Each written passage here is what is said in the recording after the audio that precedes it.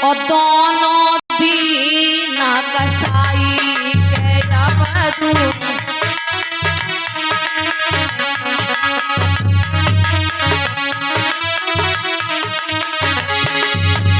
हिंदू भी कसाई, मुसलमान भी कसाई, सभी कसाई।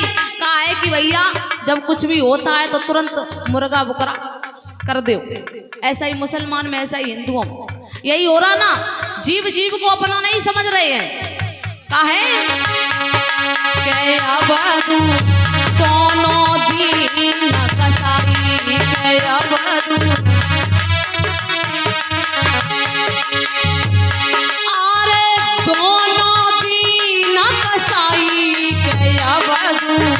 दोनों दीन कसाई के अवधू। और कैसे क्या कहा पहली कड़ी में, ध्यान से सुनना कि हिंदू मुर्गा मेड़ा मारे मुसलमान मुर्गाई। क्या कहा, हिंदू मुर्गा मेड़ा मारे और मुसलमान मुर्गाई। और क्या कहा कि हिंदू मुर्गा मेड़ा मारे मुसलमान मुर्गाई। और क्या कांप खोल के छुरी चलावे रतन नदी बहाई के अवधू। दोनों दीन कसाई के अवधू।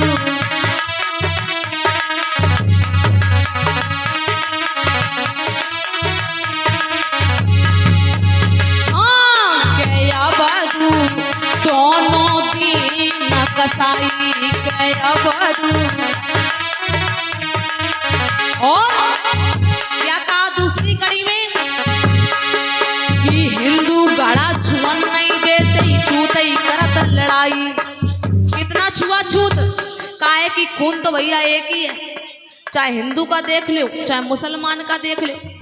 और कहते थे वो लोग जो सिरवट जाति के थे कि तुम अछूत हो, तो भैया कैसे अछूत। लाल खून तुम में भी, लाल खून हम में भी, करिया तुम भी करिया, हम भी गोरे तुम भी गोरे हम भी। कहां से फर्क, कहां से कौन अछूत कौन नीच।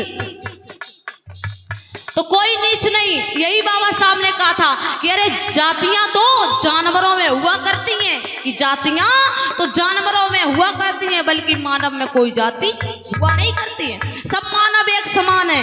यही तथागत गौतम बुद्ध और बाबा साहब ने कहा था। और वास्तव में ये है।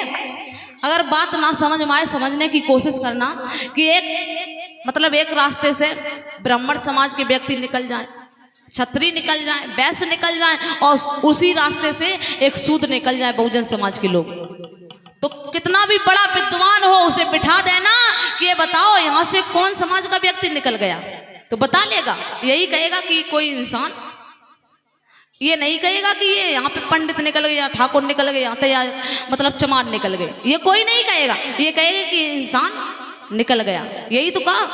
और वही रास्ते में एक तरफ शेर को निकाल दो, एक तरफ भैंस को निकाल दो, बकरी को निकाल दो, तो भैया उधर सिर्री आदमी बैठा दियो कि भैया जा